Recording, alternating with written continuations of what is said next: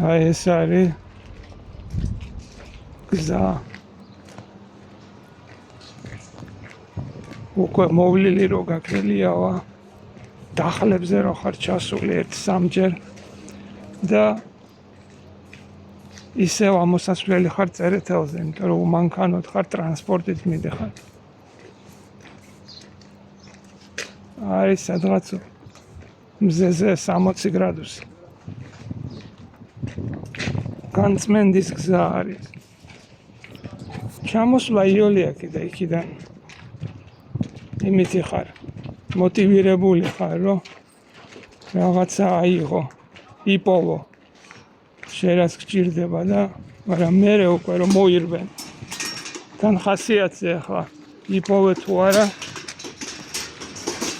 ზუსტად ის ნახე თუ იმედი გაქვს რომ გამოდგება ან პირდაპირ იმაშვები.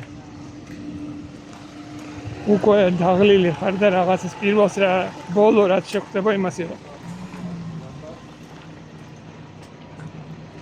ან ზუსტად დაასვავ და ენთუზიასტურად ხარ, რომ ნეტა როგორ დაჯდება, ნეტა როგორ გამოვა.